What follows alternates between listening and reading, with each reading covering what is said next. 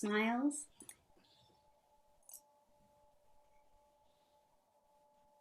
And here we go.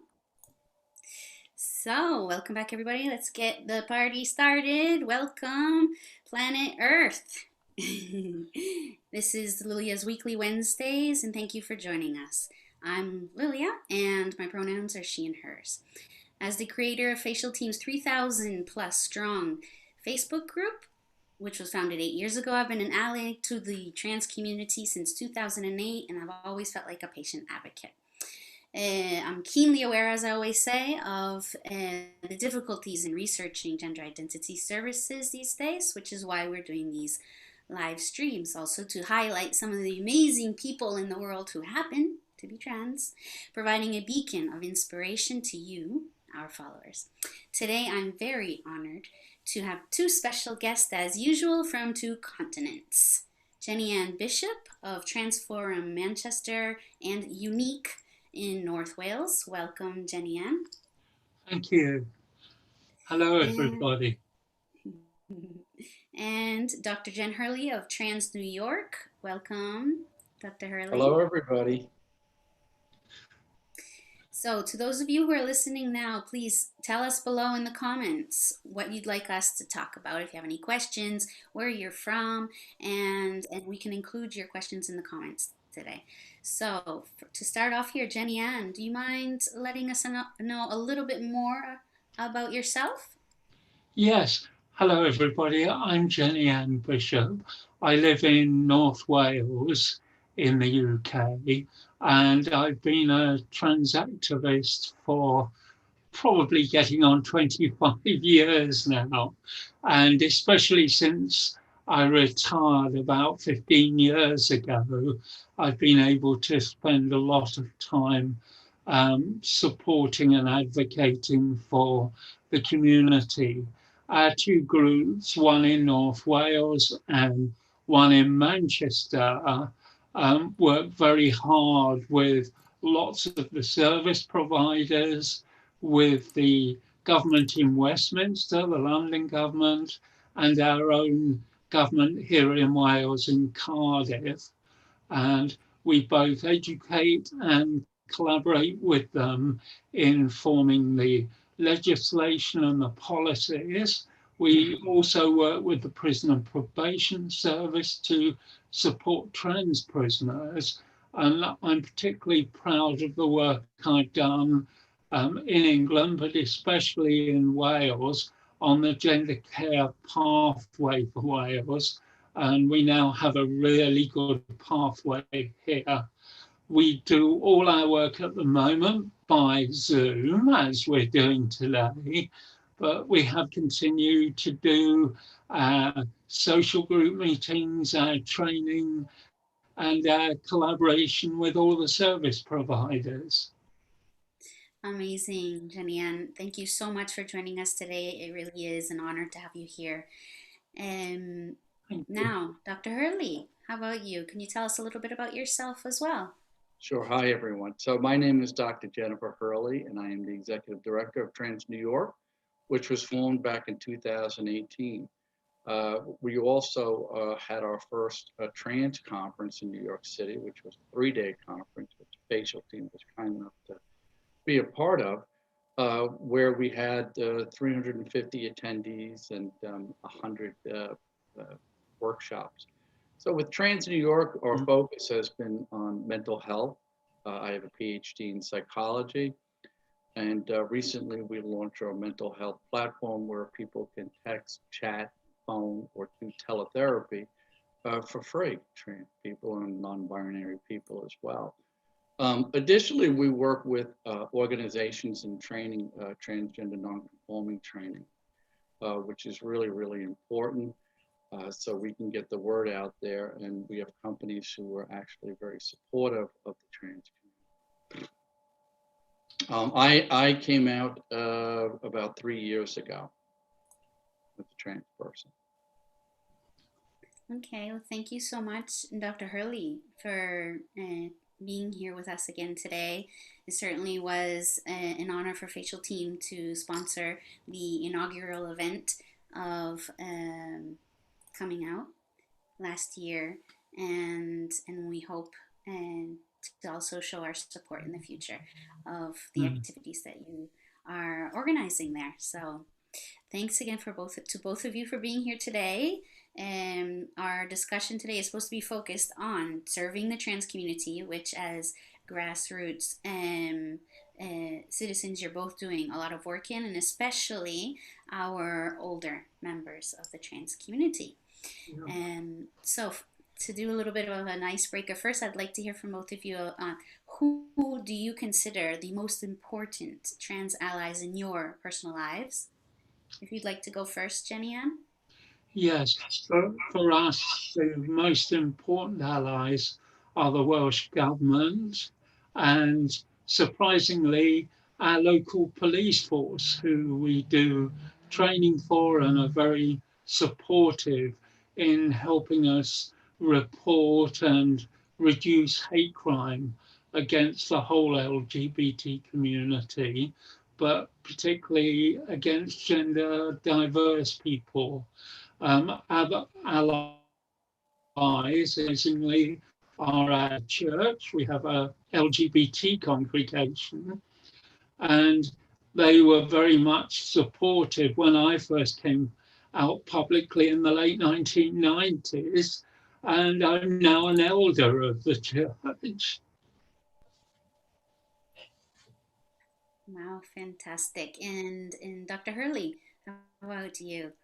Who Yeah. would you So, consider? on a personal level, I would say the gay and lesbian community. And to add to that, it's a little controversial because in our community, there are members who don't think that the LGBTQ community is quite together.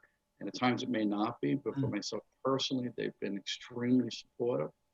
The NGLCC, which is the National Gay and Lesbian Chamber of Commerce, which is in 56 countries, by the way.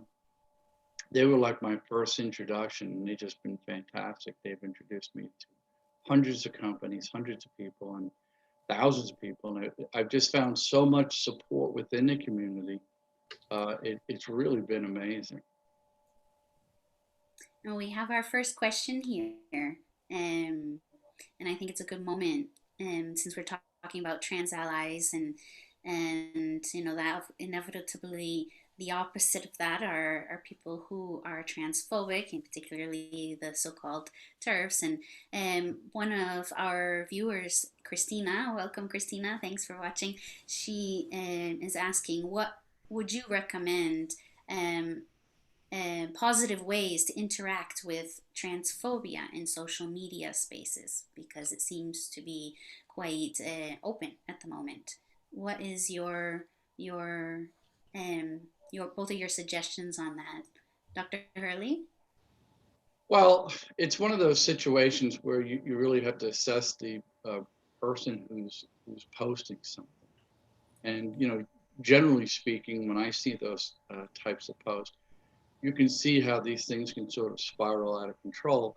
And, for myself personally, I think that, if you see this spiraling out of control, there's really no point in really trying to get involved with it because, some minds, unfortunately, you'll never change, and it could be a troll as well. But when you do have the opportunity, I think it's important to ask questions to people to get them to talk about their own fears about the trans community. Because generally speaking, I think that when people get to know a trans person, we're actually no different than anybody else, in that manner. So I think a lot of it has to just, revolve around, kind of taking a step back and trying to have a conversation. If the person, and that's a big if the person is somewhat rational. Thank you for that advice, Dr. Hurley. How about you, Jenny Ann? How do you customarily react to transphobic comments, if you do? Yes, I try, like Jenny, to take a very measured approach.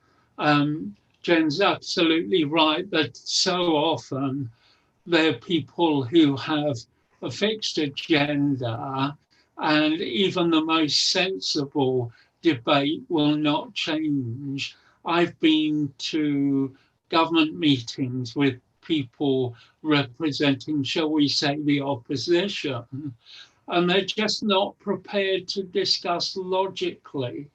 I think it's very important we do try and understand if they have fears, what they are, and try and help them to understand that if that sort of thing did happen, yes, it would be awful, but like probably almost 100% of the time, the fears are unfounded and real life isn't like that. So I think you have to take a very measured, friendly, and understanding approach. And if people then run out of control, they're the ones who are creating the spectacle now, not you. Very good point, Jenny Ann. And I think that's also very wise advice.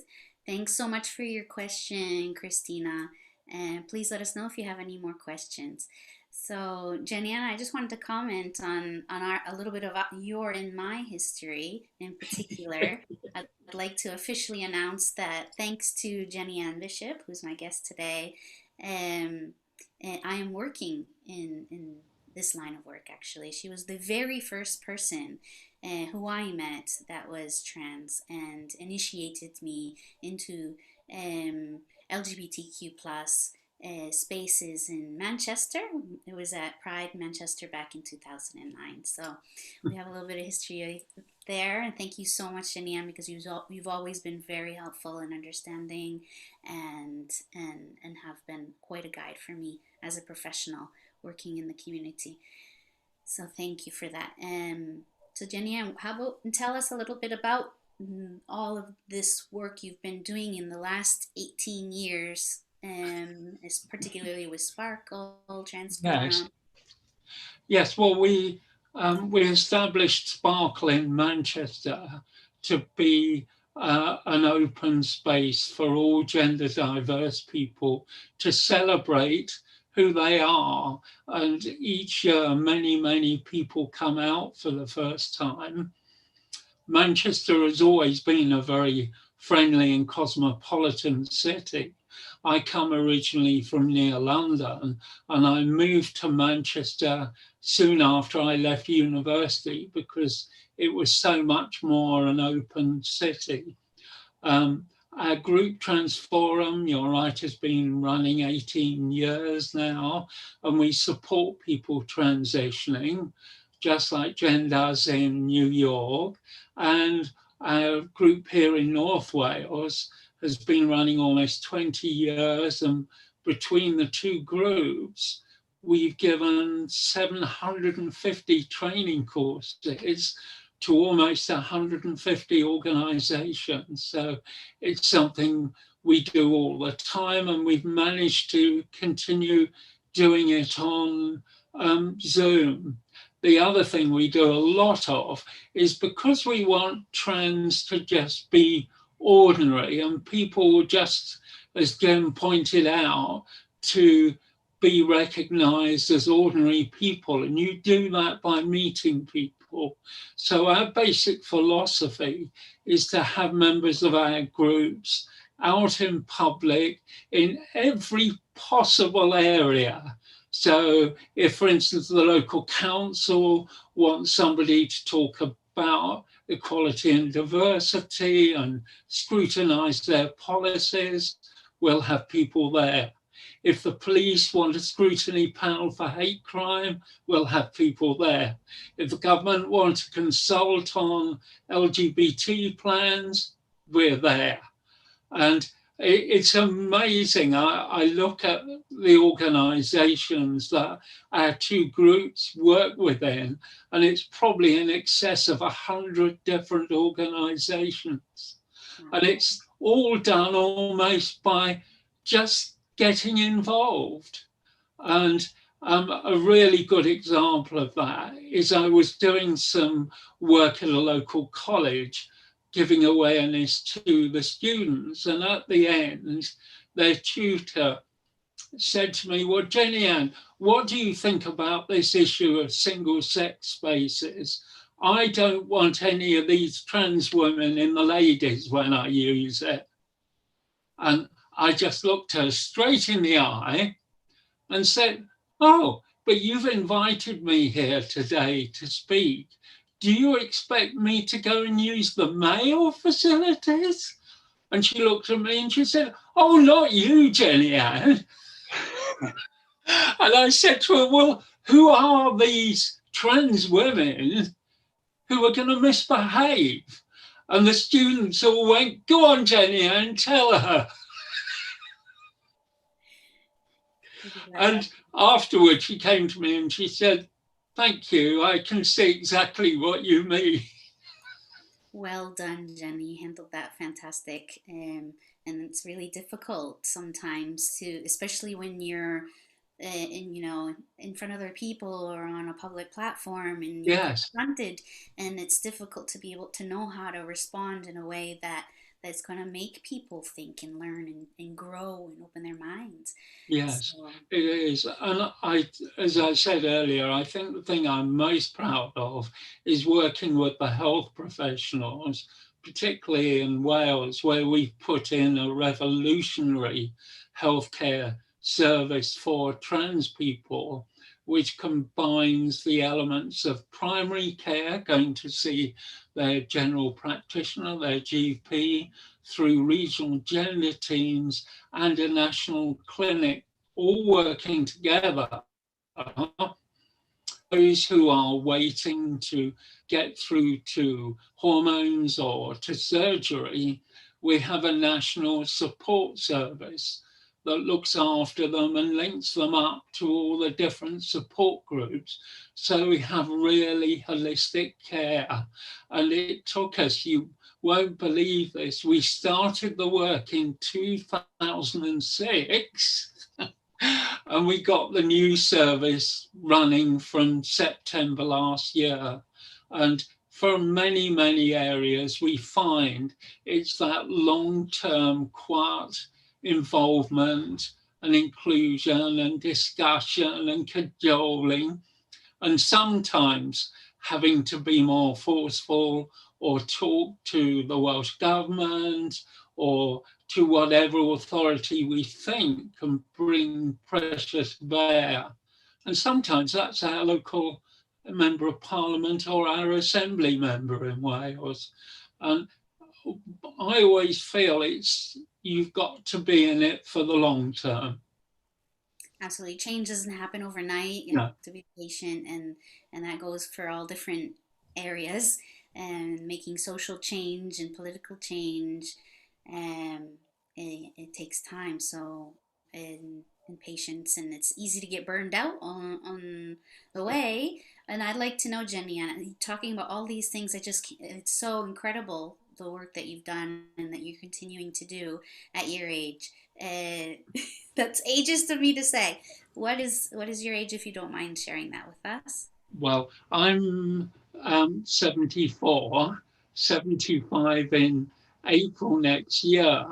And my view is that age is just the number of years the world has been enjoying your presence. There you go. We'll hold that there. That's right. I'm gonna remember that one. And I'd also like to say, Jenny Ann, that um, recognition of everything that you have done and do, um, I don't think is always there. But what does the Queen No. have to say about what you've been doing? Oh, you've got me there. Yeah. In the 2016 New Year's Honours List, I was given an OBE, and that stands for Officer of the British Empire. And it was specifically for my work with the trans communities in Wales on the healthcare pathway, the work we do with the police, and the work we do with the councils and with the equalities and human rights people in Wales. So I was very lucky. Several people recommended me for an award. And I'm also on the Equality Board of the Welsh Government. And the Welsh Government said, no, Jenny Ann deserves a UK award. And if you put her forward it goes to the Prime Minister first, and you get this letter that says the Prime Minister is minded to recommend you to Her Majesty for an award. Will you accept it? Because of course it's a big political problem if you get given an award and say, no, I'm not having it for whatever reason. And so I was very lucky. I was also sponsored by the Welsh Government. And I still say to people, I'm still not quite sure how that happened. Well, I am, because after you just described everything that you've been doing over the past 2 decades, it's no surprise. It's no surprise that you're getting the Thank recognition you. where you Yeah. definitely deserve it. And I think you're right too about being recognized. The problem is very often the work that's done is done quietly behind closed doors and people don't notice. So many of the people I've worked with who've worked very hard haven't got recognized because they're not in the public eye. I was lucky that people I worked with said, we think you should be nominated, and did it. Absolutely, I agree. So thank you so much, Jenny Ann, Okay. for all of that. And we have a bunch of people here writing in the comments saying how much they're enjoying our presence today. And welcome from Amber, Mia, Mar, Ronaldo, Sarah. Thank you so much, Time Traveler. A lot of people here. Um, and it seems like they know each other. They're starting to talk amongst yourselves. So I just want to now move to Dr. Hurley. I met Dr. Hurley a few years ago in New York when FacialTeam went over for one of their international orientation events, and that led to a relationship. And FacialTeam sponsored the first event that TransNewYork organized, which was last year, and also we arranged to meet up at Philly Trans Wellness Conference last year, which was fantastic. It was my first time at the Philly Trans Wellness Conference. I went with my colleague Carmen, and we shared a table with Dr. Hurley and had a really good time. We got to meet a lot of people, see some amazing presentations. So when that Congress gets back up and running, I highly recommend it. It's phillytranswellness.com, I believe. If you look up Philly Trans Wellness on Google, I'm sure it'll come up. And so, Dr. Hurley, let us know a little bit about how you came about creating Trans New York and the New York Coming Out Conference, and also you mentioned something about I'm from Driftwood, which is a little project Right. that I think is important. And I'd also like to know, sorry to fit in so many things at once, but in the comments people are asking who were the first trans people we ever met in our lives. So for me, it was Jenny Ann. And if you have comments on that, Jenny Ann, later you can share. But I'd like to hear from Dr. Hurley now, please. Okay, so I just want to touch a little bit on what Jenny was talking about being out and being active and and being in the public eye. And you don't have to be part of an organization. You could be you could just be you. And I think it's so important that as trans individuals, that we are out in the world doing what everybody else does. Mm-hmm. So people start to normalize what it is to be transgender. Because as I said before, we're really no different than anybody else. And that's a message that we really need to get across. Um, Conferences, as you mentioned, for myself, I think that Philly Trans Conference is a great conference. In the US, there's Keystone, there's First Event, or two others that are wonderful. New York coming out. For myself, prior to starting Trans New York back in 2018, I had a counseling organization called the Better Life Counseling. And at that time, I was stealth, or another word for stealth was I was a crossdresser, which we're going to be talking about later on. And conferences, when someone's in the closet, conferences are, one of the very few places as individuals where we can go and meet others like us, and meet professionals like the FacialTeam. So conferences really, I think are, for myself personally, were a springboard to wanting to be involved with the community and actually wanting to transition. So as I said, I earned my PhD back in 2015. I was counseling people while I was actually stealth because I wasn't sure at that time whether or not I wanted to come out. And but I knew, that once I came out, I really wanted to give back to the community, and just having a private practice wasn't enough. So I started Trans New York, and mental health is something I've been involved with my whole entire life. So I really wanted to practice the mental health, but also find ways to help the trans community. I don't know, I think the rest of the world is like this, but in the States, you know, quite a bit of our community is marginalized. And we have to find ways to bring people up. And we can only count on government and companies so much. So I think as a community, one of the things I'd love to see is the trans community to come more together. There's all kinds of divisions. Just because we're trans doesn't mean we don't have stereotypes and discriminate, against one another. We do. And if you go on social media, unfortunately, it's loaded with that type of talk. So once I formed Trans New York, the counseling, I continued to do what we continue to do. We were about to get an office in Queens, New York, and unfortunately COVID hit.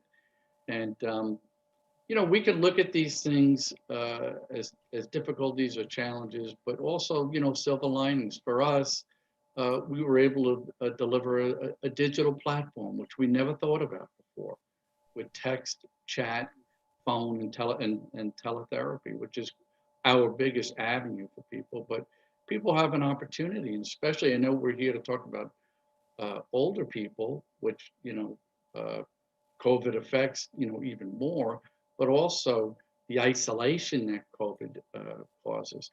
And for young people, young people whose parents don't support them, right? They used to go out into the world and only have to come home when they had to come home.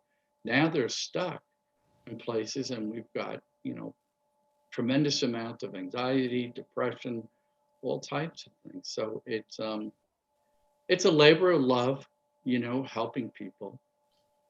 We're working with a bunch of companies to do employment development, where we can help people prepare for interviews, do some resume writing for people, and get people on a fast track to earning a better living. This way they can take better care of themselves. And one of our viewers here, Christina, again, she's saying how she's responding to you, Dr. Hurley, that she agrees with you, and she's very proud to be a visible trans person working on Capitol Hill.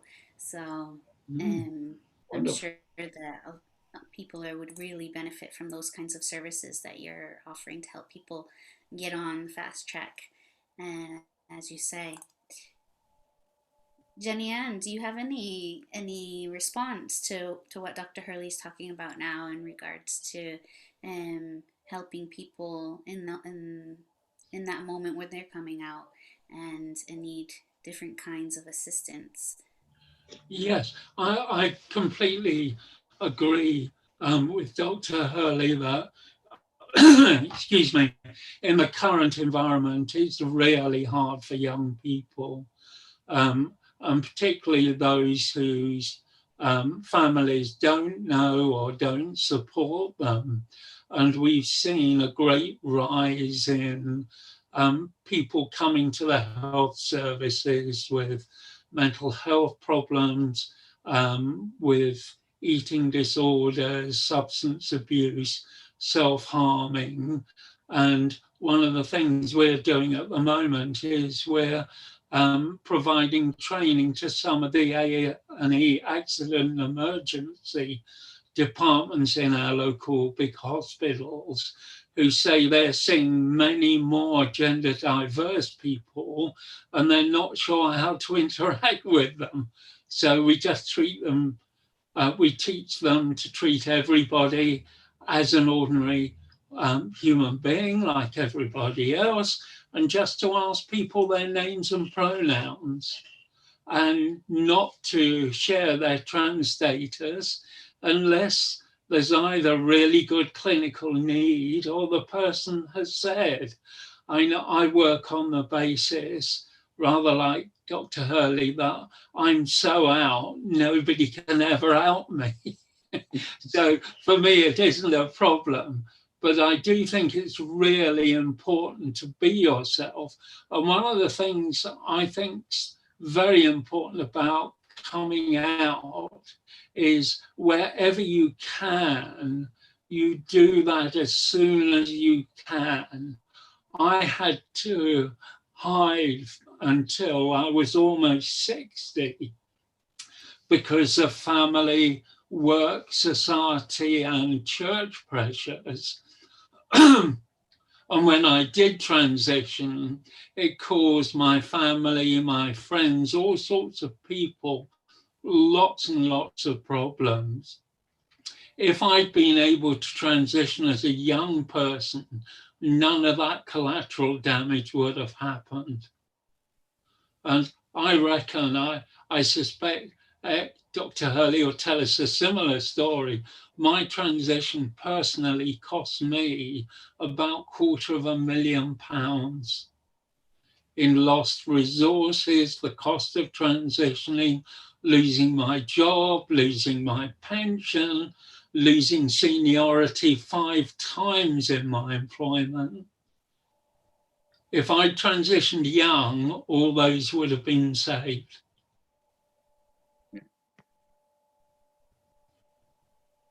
If I may say something, so Jenny, you're getting me fired up. So well, that's good, but that's what's supposed to happen. I mean, really, we've been meeting with some corporations about doing training, and we're starting to talk about health policies and health insurance. Yeah. And unfortunately, most companies don't really understand what a trans person needs. No. Surgeries are one thing, but hair removal is another. There's voice. There's so many layers here that go into it. And I think the other thing I just wanted to mention was, with our digital mental health services, eventually we are going to make this, once we ramp up, we're going to make it a crisis hotline. And there's a good reason for that. So, the attempted suicide rate, at least in the United States, is about 42%. And that's on an average. And if we break it down by ethnicity, I think it's about almost 50% for Hispanic and 55% for African American. Yeah. So it's a real tragedy. It's a story that's not really told. And it's something we all desperately need to work on. I was at a vigil yesterday for somebody, unfortunately. So that's the goal of our program, is that we're going to become a crisis hotline. But I do want to say to anyone who's out there is that, reach out. I mean, Jenny has an organization. I have an organization. There are hundreds and thousands of organizations out there. So don't feel that you're in this alone. Yeah, and I think a really important point too is, if you don't accept trans people or LGBT people generally and support them and let them be the best people they are, think of all that resource you've lost. The World Bank did a survey and reckoned that just the cost of homophobia and transphobia in a country the size of India is $32 billion a year. can you imagine how much resource that's wasting? Yeah. Billions. Yes. It's amazing. Yeah, so both of you have mentioned ways to normalize the trans reality. And I think that's a really important message to send out, because it would save billions of dollars or euros or pounds or whatever Yes. currency you happen to use, as well as lives.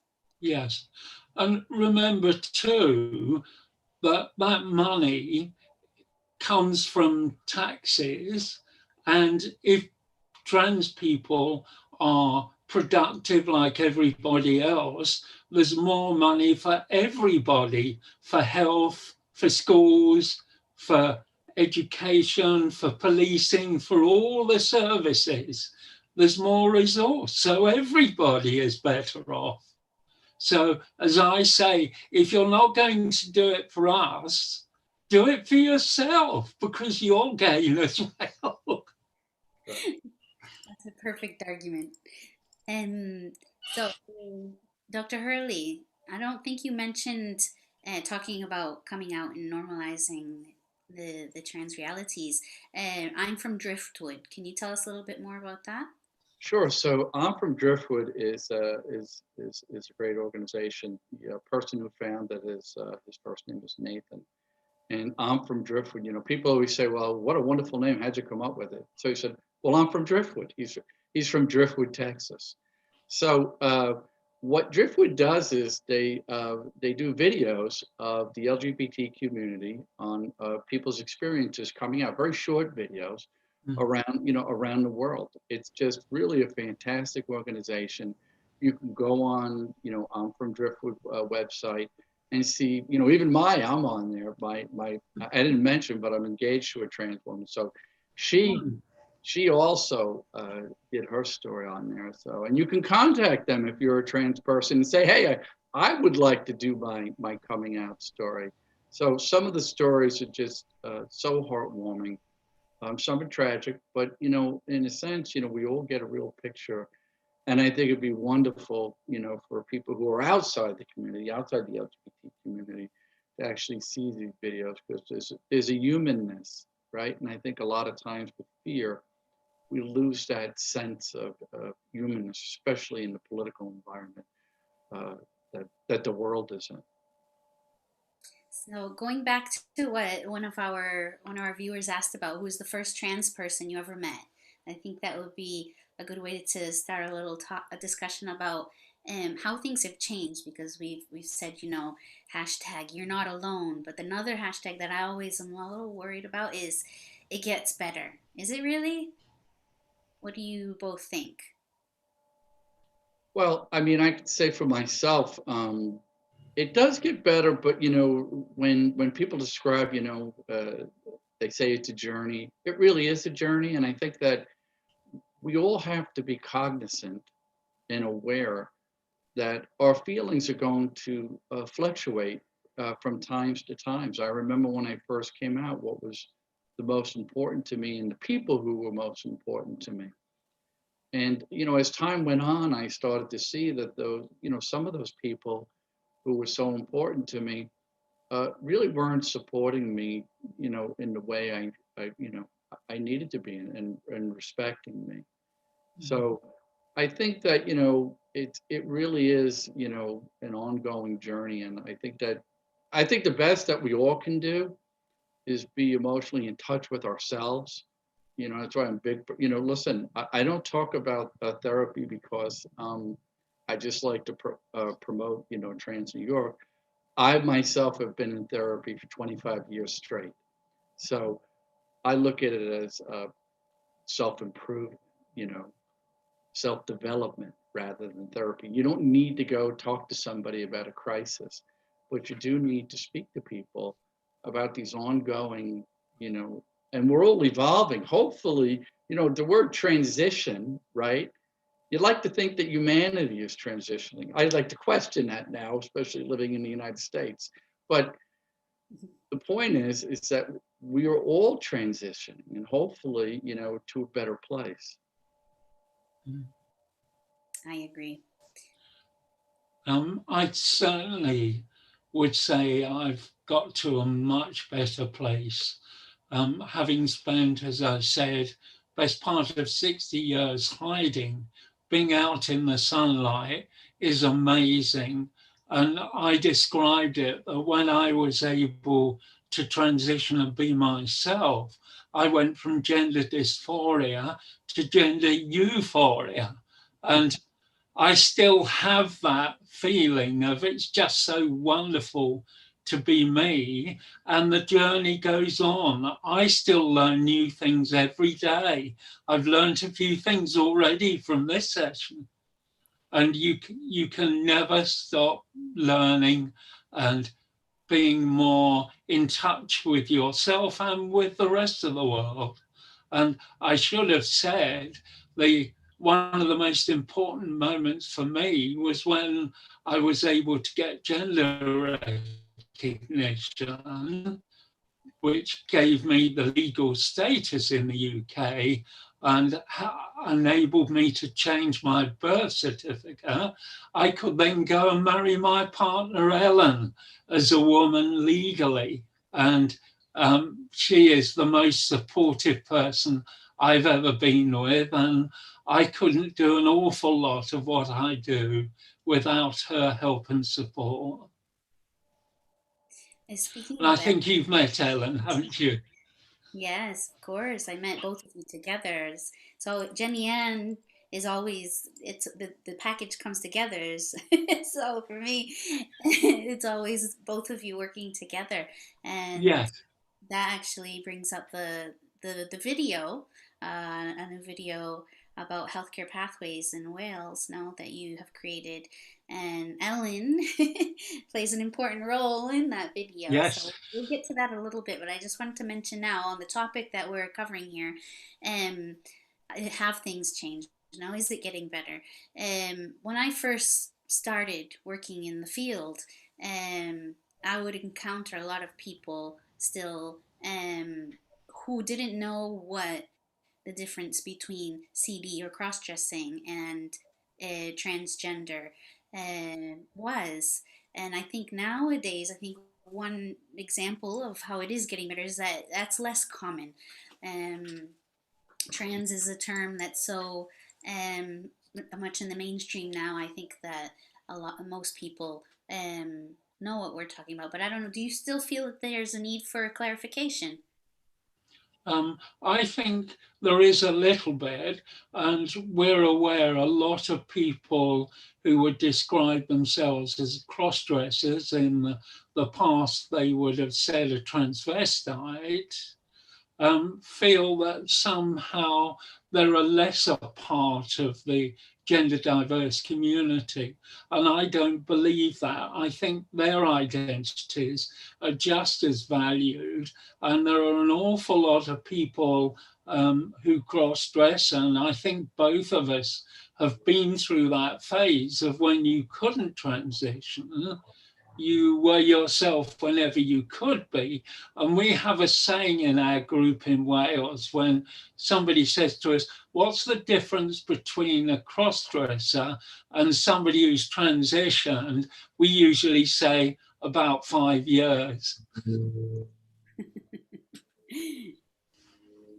Very good. So yes, so the journey that Dr. Hurley was talking about um, is about 5 years. No, so we see that here at FacialTeam. You know, people contact us, and so Yes. it may be anywhere between 2 and 10 years before we actually get to meet them here. So yes, it's a journey, and I do believe it's getting better. Yes. So I'd like to move on now to talk a little bit about the projects that you're working on now and in the future. I'd like to start with Dr. Hurley. Can you tell us a little bit more about um, the mental health services platform that you're hoping to launch? Sure, sure. So we have launched it. We launched it about 6 months ago. Okay. And people can go on our website, which is transnewyork.org, and you'll see, these buttons. Well, actually, they're purple boxes. where you can just select the box. If somebody wants to go on and make an appointment for teletherapy, you don't have to call. All you have to do is go right on the schedule and make yourself an appointment. So as I said, one of our goals is for funding is to ramp this up, have enough counselors. So we actually are looking forward to getting overwhelmed with people who need help. And we prefer people don't need help, but we know people do. So it's very important to us that we get the word out there, that our services are there. They are free of charge. We do ask people if you can donate to TransNewYork, whatever that may be, you do that. But the services are there for the community. Um, in addition And to how the, about agenda? oh, okay, you mentioned gender. Is that what you said? Yeah, agenda for Right, employment gender. development. GENDA, right. So, Jenny was talking about policies by governments and laws. So I think most people on the call, if you're not from New York, I think you'd be very surprised to know that just a little less than 2 years ago, in New York State, there were no protections for transgender people. Mm. And as Jenny mentioned, there's a bunch of organizations for 15 years that were working on trying, and they didn't get the credit, and they really should, trying to get this bill through. And because we had a presidential election that went Republican for the first time, the state Senate in New York had a blue wave, and that bill that was sitting there for 15 years got passed just little around 2 years ago. And it gives protections to transgender people. And thankfully, that occurred because we have a federal government that is doing nothing but stripping away rights. So this is a big issue in the states. If you live in a state that doesn't have protections, just know, there are wonderful organizations out there like TILDIF, which used to be Transcend Legal, La Bamba Legal. These are wonderful organizations that can help you. And you can also reach out to an organization like mine. You don't have to be in New York. And that's, one of the things about COVID. So I think, part of, you talked a little bit earlier about, going forward, and sometimes we are going forward a step, but we do take a few steps back. And I think that's unfortunate, but all we can do as individuals, as I said earlier, is to be out there. And I think we can all rest our laurels on the younger generation, because I'll say this, no matter what government policies come into place now or in the future, young people are not going to let those things stand very long. So that's the type of world we can look forward to in the future. It's optimistic, and I agree with that viewpoint personally as well. The seeing through social media the conversations happening, and I can tell that the Generation Z and the generation that's coming after them are going to make a revolution happen, and I have faith in that. So whatever happens in the next 10 years, it's the aftermath of what's happening now politically and socially, and I don't think it will last. So yes, and just to close with you, Dr. Hurley, you also mentioned a teen camp that you have in the works and a virtual career fair. Right. So we have a strategic relationship with Odyssey Teen Camp, which is in Massachusetts. It's a wonderful camp, for trans, non-binary, queer, the gamut, and also kids that suffer from social anxiety. We have a lot of kids there. So it's Odyssey Teen Camp. You can look into it.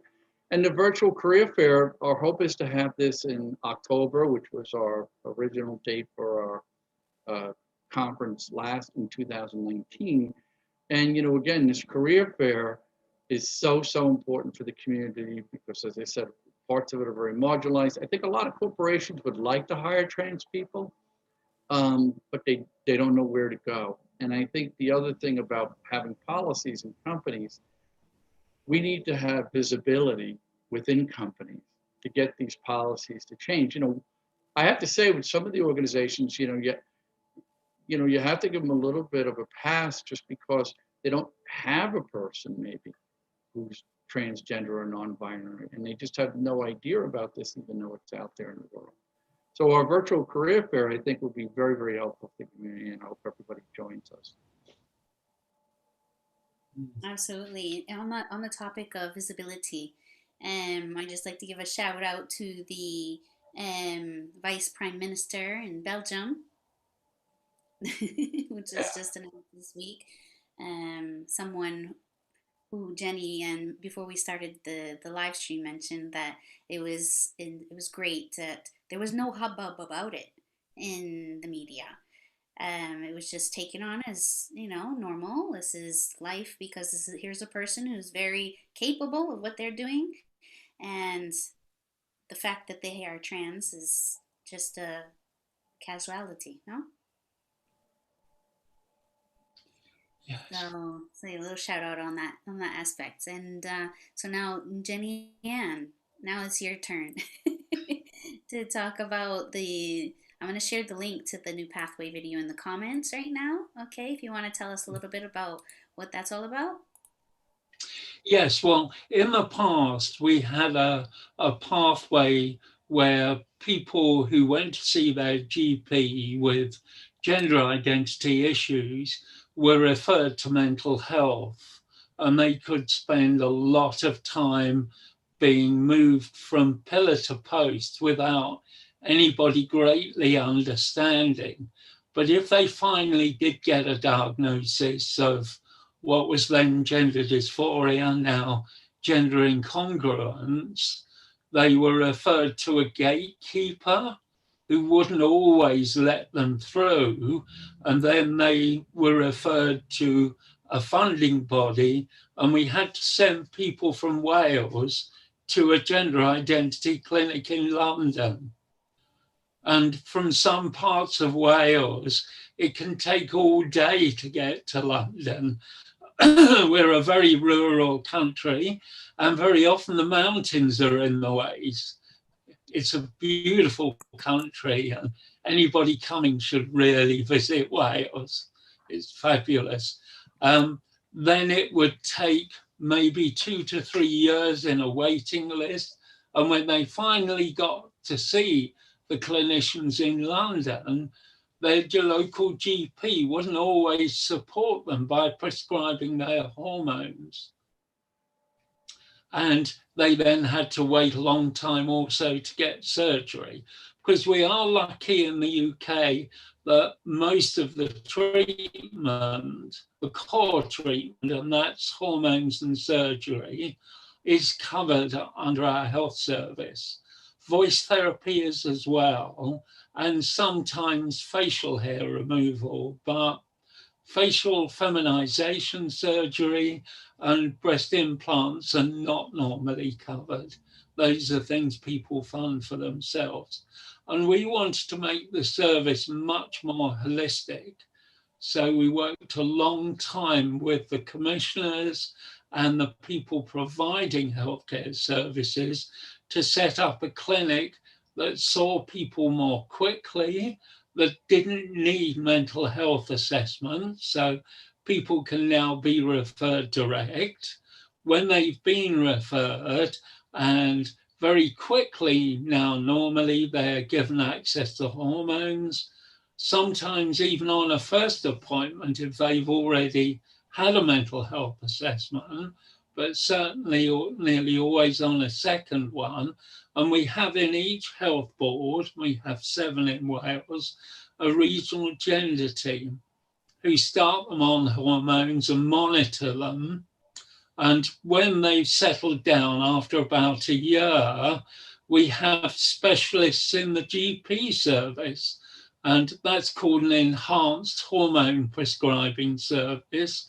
And then your local GP takes over the treatment.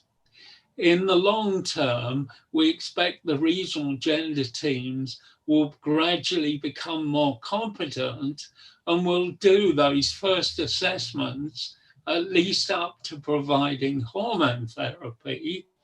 And the national clinic will only do difficult cases or see people who want surgery, because we need one signature for top surgery for the guys and the non-binary people who want to be less obviously feminine, and two signatures for bottom surgery for people going both ways.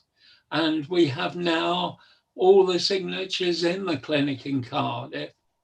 And tied into that is ongoing support from the moment you ask to be referred. So people are no longer alone while they're waiting. There is a national service to support them. If necessary, they can be referred to counselling, and while they're waiting, they can be referred to voice therapy, so they feel they're getting on with something, and they can also be linked to their local support group. So we feel we've given a much more holistic service, and once we get the health boards, individual gender teams doing the early assessments, we'll get the waiting list down to something really sensible. Currently, it's about 2.5 years to wait. And you can see some of that in the little film that you've posted the link to. But we don't stop there.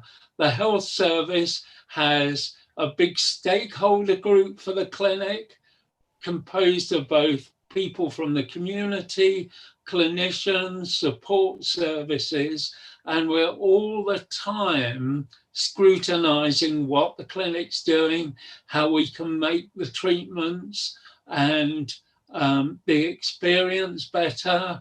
We have people from the trans community welcoming those going to the clinic and telling them what's going to happen so they feel more confident. Most of the health boards have a local task and finish group, which includes people from the community, so we can implement the service properly in each area in Wales. So it's a huge amount of work going on, and it's so great that, for instance, every month we have a Cross Wales meeting about what the clinic is doing. This amazing model. I think Yes. it up there is going to be an amazing model for. It is. And we're seeing some 3 clinics in Wales, in England, pursuing similar courses, one in London, one in Liverpool, and one to start soon in Manchester. So we really are getting to much more to a patient-driven service. It's about more sensitive screening, a gender diverse general care, no? Yes. Particularly being trans and older, no? Yes, yes. Our next stage that we're working on, and we've done some research on healthcare for older trans people, is we want to educate the health professionals about general healthcare for trans people, because we do, as I term it, we end up with a mixed gender body, and clinicians need to do what we call an organ count. So to very sensitively ask people, what surgeries have you had? What organs do you still have? Because imagine if you're in general practice and a trans man comes to you and says, oh, I've got abdominal pain. Could that be a problem with surgery if they've had it? Perhaps they've got a problem with their cervix, with maybe cancer or some other problem, or maybe they're pregnant. And the GPs need to know how to ask those questions in a very sensitive way. You can't just bulldoze into it. And also, when they're referred on, they need to explain and ask the patient why they should reveal they're trans, because it may be very pertinent to their healthcare. And we've done some work with the screening services. So there are now trans screening booklets for both England and Wales, and people are screened according to their needs. So, for instance, I might go for a AAA or aortic aneurysm screening, which normally is only done for men, because I'm as at much risk of an aneurysm as a natal man is. And similarly, a lot of the trans men will need to have a smear test if they haven't yet had the cervix removed. But unless people think about it, that doesn't happen automatically. And we're working again with the health services so that when patients register, they're very sensitively interviewed and notes are taken so that perhaps when somebody goes to see their GP, the GP will look at their records and say, have you been for this screening recently? You know, if a trans man, for instance, still has breast tissue, they maybe need to go for breast screening. I think those are all very important points, right, Jennifer Hurley? Yeah, Lillian, may I make a point? So in talking about the US, it's more privatized, obviously. Yes. In terms of HRT, there are some places in the US that do allow informed consent. So somebody wouldn't need a letter. And that's the other thing, is that Trans New York as an organization, we provide letters for HRT. We also provide letters for surgeries. And people do feel they're being gate kept. And that's why the informed consent is nice sometimes. But, you know, as I said, I sort of promote the idea about self-development anyway. So, but if people are interested in getting letters, my organization does write them. There's other organizations as well. The models are so different between the US and the UK. In the US, it's all private. Yes. For the most part, or nonprofit organizations that have specialized in trans healthcare and depend on the support of normally larger institutions. And in the UK, that's a public healthcare system. So the struggles are different, and the advantages and disadvantages are also different. Um, Talking about Jenny Ann, you were mentioning moving, this is all moving forward and creating this wonderful model.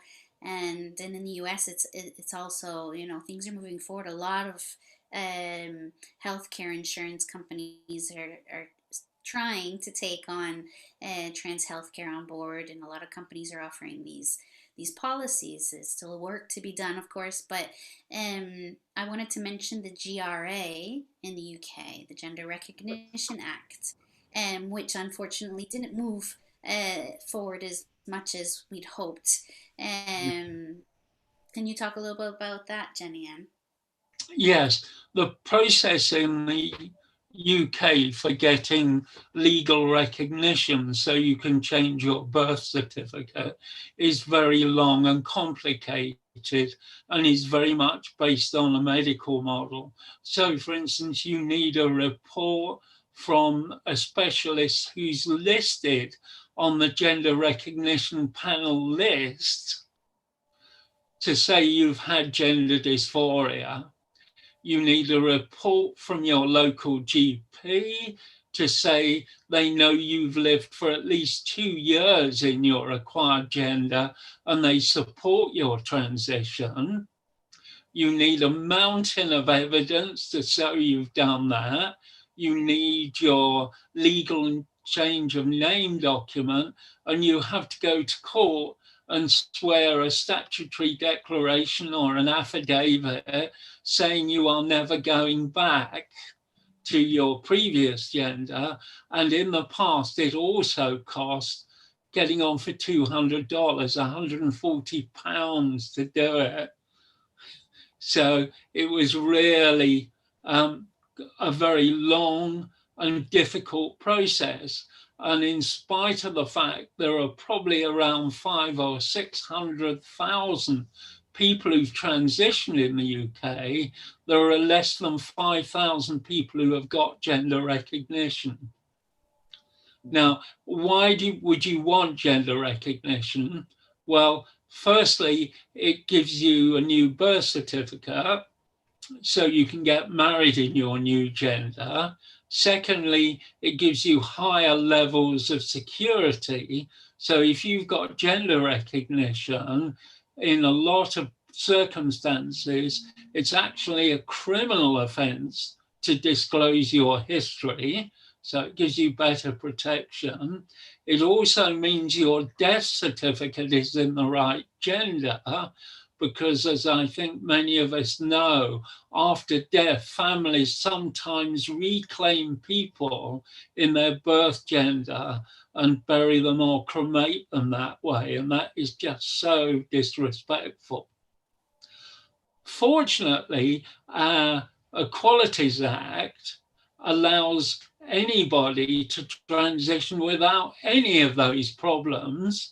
And the Equalities Act has a protected characteristic called gender reassignment that says if you are proposing to, are transitioning, or have transitioned, then you are covered as a protected person.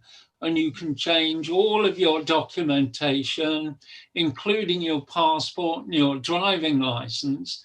The only thing you can't change is your birth certificate. And in the past, that had an influence on your pension because women retire earlier than men, but now the ages are equalized. So that's not so important anymore. So gender recognition, in a way, has limited applicability, but it does feel nice to have that legal recognition. And it was very sad that the government ignored the consultation, and 108,000 people responded. Most government consultations get maybe 5,000 or 10,000 responses. More than 70% said we should update it, make it much easier. And a big national survey saw 80% saying they supported trans people and that life should be easier for them. What we wanted to do was take away that medical need so that you could self-identify as you do with the Equalities Act. You would still have to do your statutory declaration, you would pay less money, and you would have to prove you'd lived as yourself, maybe for a shorter period, like 6 months. And if you couldn't do that, you'd get an interim certificate until you'd done the 6 months. All of those things were rejected, and all the government did was put the process online, which they should have done years and years ago, and they've reduced the fee from 140 to, we think it's going to be either £5 or £10. But you still got to get all your medical letters that cost you, you still got to get all that evidence, and you still got to go to court and swear. Incredible. Yes, and there are so many countries who've gone away from that, and it hasn't caused problems. The problems that were raised are awful if they happened, but in like more than 99.99% of the time, it doesn't happen. Exactly. There are always bad people in any society, but on average, the trans community is generally well behaved because it doesn't want to be marked out. It's always the same argument with the bathrooms and, Yes. It's always the Absolutely. same, you know, just Yes. focusing And on this tiny little, you know, the detransitioning to this tiny little percentage well, and that's blowing right. it out of perspective. Yes. And what I say to people who argue that is, why aren't we looking at the 5 or 6 women who are killed every week in domestic violence, the hundreds of people who get assaulted each year in single sex spaces? Why are we concentrating on 1 or 2 people from our community misbehaving every 20 or 30 years? It's true. I would How do you add feel that, about this, Dr. Hurley? yeah, I was just going to say, I would add with the legal recognition or name change. What's so important about that for trans people is you'll be much less likely to get misgendered. Yes. And misgendering, is very hurtful to people. So I think that, if you can, at least in the US, if you can't do this yourself within your state, you get legal representation and you do it sooner than later, because it's just going to help your life going forward, particularly as I said, with not getting misgendered. Sure. Absolutely. You can do that the moment you transition in the UK, as far as your key documents like passport and driving license, because they are the identifying documents people use. You can change your photo card at your bank or your identity card at work immediately. And it actually says now on our birth certificates that they are not a legal identity document. Wow.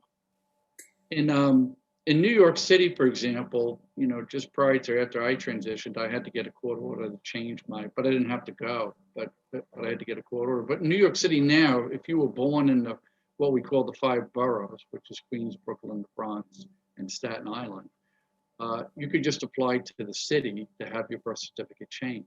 You don't have to do anything else. So that's a wonderful thing, but it varies state to state. Um, and for a lot of people, it causes them a lot of grief. So it's something that needs to be handled and Yes. managed. I just like to mention in the comments here, Christina says that organizations can request that the Library of Congress archives your website for their LGBTQ studies collection. So Mm, when we were talking about before LGBT history, etc., I don't know if I assume they will include websites from around the world. I don't think it's just from the US. So keep that in mind. A yeah. little mention from Capitol Hill. Thank you, Christina, if you're Yeah. still there. Yeah, we have similar projects in the UK. For instance, the archives of our two groups are in the archives of the Manchester Central Library, because it's really, really important to preserve history. We worked on a couple of projects looking for past history. And when we started in Wales in 2010, not a single library, museum, art gallery had anything in their catalogues on LGBT. Not one. And yet they were all full of things that were linked to LGBT. Yeah, I agree. It's important to, so yes. And it's never too late to start to do these kinds of things. So, No. mm, And stories too are really important. We have similar archives, again in Manchester, London, I think in Scotland, Wales, and Northern Ireland, where there are collections of people's stories. And again, it's important to collect those before people vanish and you can't get them anymore. exactly, exactly. So, we've been going now here for just over an hour. So we should try and close now. It's gone by so fast. Yeah. Everything's been so interesting. So I just would like to give you both. How about Dr. Hurley first? if there's something you just want to say to the viewers or people who are watching this video in its replay version, a takeaway message for people. Well, I would say to everybody, just go out and be you, right? Most of the world is not paying attention. We think they are. They're in their own world, just like you're in your own world and we're in our own world worrying about things. So just go out and be, and you'll pave the path for everybody else. Thank you. I think that's very encouraging. How about you, Jenny Ann?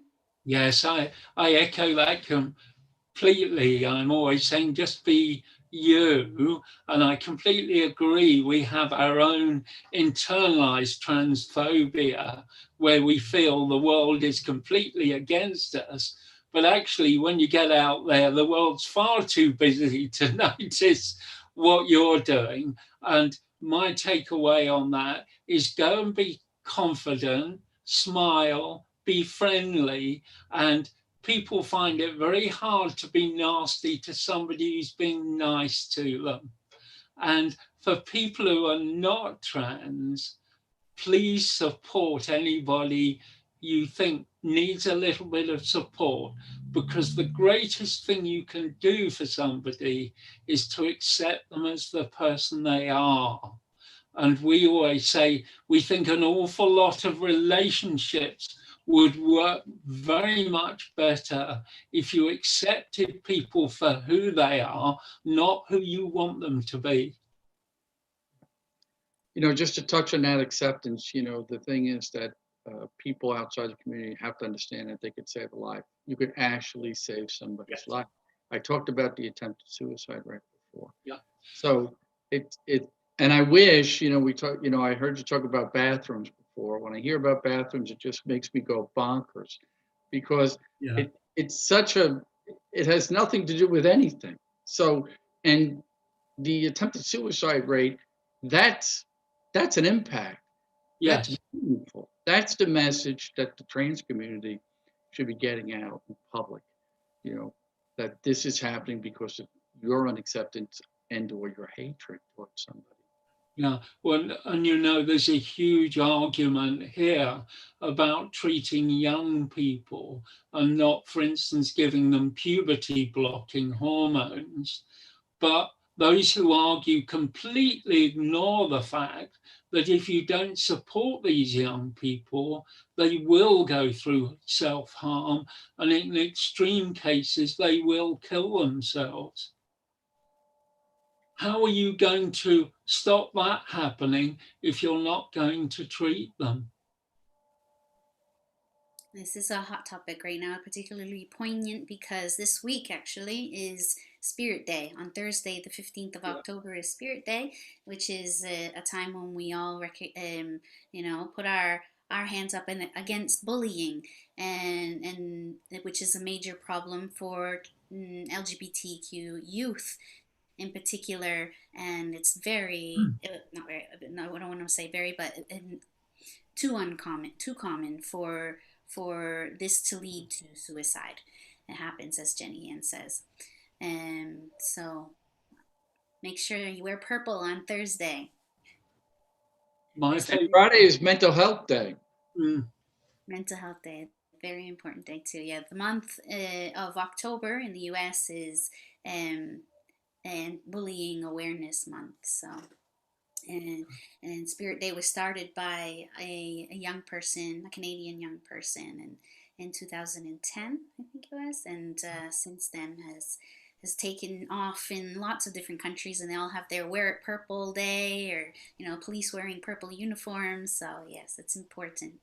Yes, it is. And Lilia, the young people are so much better about all of this. We do some work in the schools, and the young people really get it.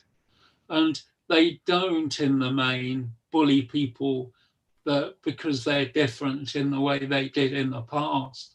It's us older people that teach them to do that. And they're now teaching us and saying, no, that's not appropriate.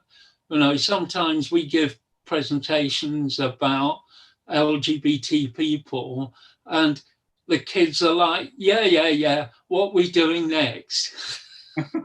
You know, we already have LGBT people in the school. Why are you telling us?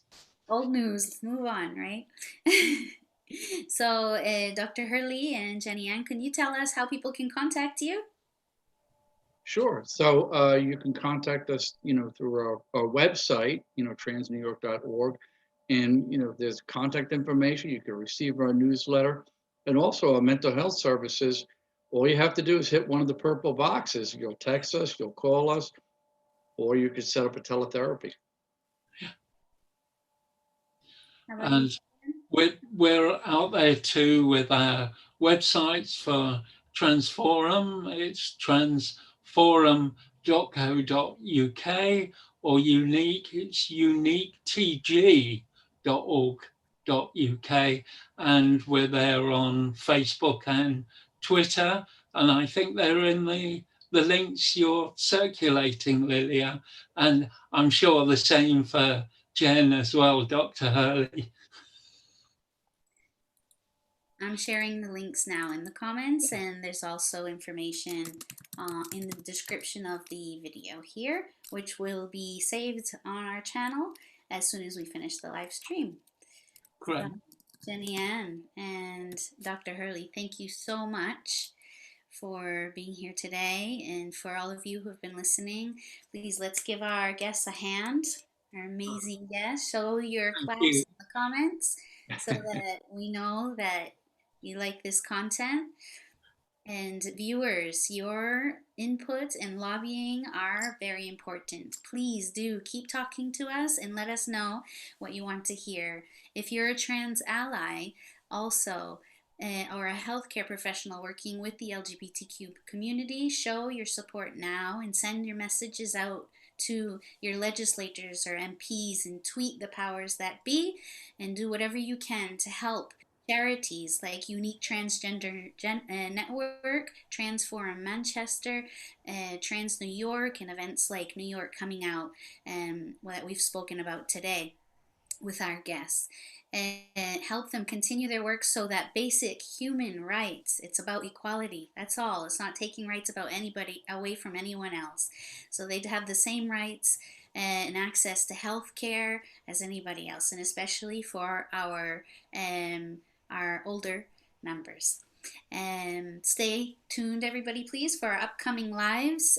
We'll be replaying next week a live stream from May with Dr. William Powers, a specialist in the US. On HRT, and also we'll be re-streaming a live that we did earlier this year with Sonia, our post-op coordinator, and presenting our post-op guide here on YouTube at the end of the month on the 28th. Don't miss our live stream. This one's a real live, with Charlie Martin, a UK race car pilot, and she'll be with us to talk about some exciting things that have been happening, like doing some amazing racing and putting out trans athletes there on the front lines. So thanks, everybody.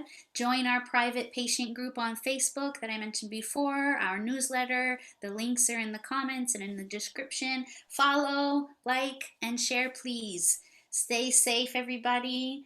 Stay well. And remember, your healthcare and your happiness matter. Bye-bye. Bye-bye. Thank you. Goodbye, everybody. Don't go anywhere, Jenny Ann and Jen. Okay. Not yet.